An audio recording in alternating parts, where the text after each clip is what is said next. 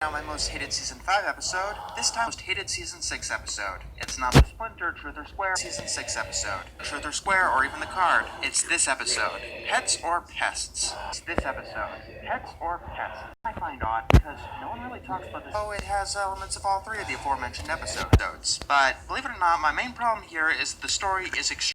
It ends with them rolling into some brambles.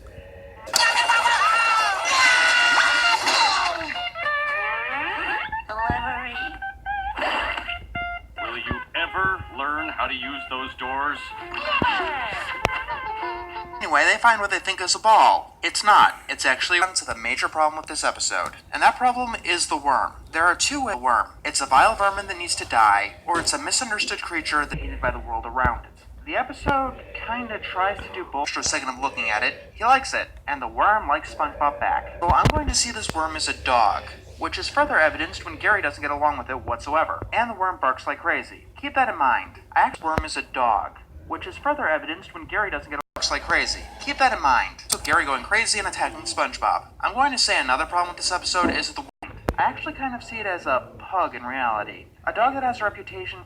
SpongeBob tries to get Gary and the worm to get along, but that ends with Gary and the worm to get along. But that ends with Gary going crazy and attacking SpongeBob. I'm going to say another problem with this episode is that the worm does absolutely nothing wrong, hideous, and that sends some very odd implications. And to tell you the truth, gross. Even more so with this episode airing after the Splinter. Patrick leaves because all the reasons, I guess.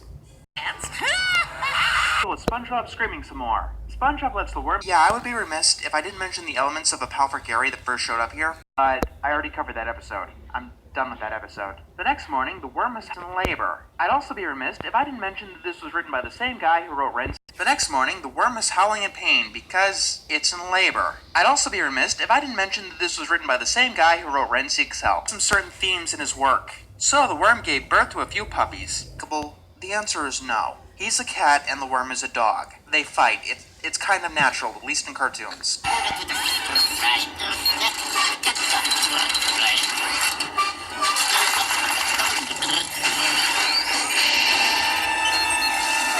Does this mean they go boot to someplace far away and never be seen by anyone here again? So SpongeBob wants to find homes for each and every one of those infants. Anyone here again? So SpongeBob wants to find homes for each and every one of those. I actually have seen a dog give live birth, and newborn puppies look nothing like. Now, if you're wondering, I actually have seen a dog give live birth, and newborn puppies look nothing like the cute thing for here. But that first half at least had somewhat of a plot. The second half kind of. SpongeBob asks Squidward to take some. Hey. Alright, here's the episode's main problem. I really don't. They've done nothing wrong except look a little off. Disgusting and repulsive. I would get to everyone's favorite part of this episode, the doorbell gags. Then we get to every episode, the doorbell gag. 30 seconds. I'm not even kidding. He pushes the doorbell in real time for 33 on this show. The only way that it could possibly realistic alarm clock sound effect. Oh yeah, on a tangent, it's alarm clock sound effect. It just automatically takes your viewers out of the experience. Mrs. Puff to inflate, and that ends the scene.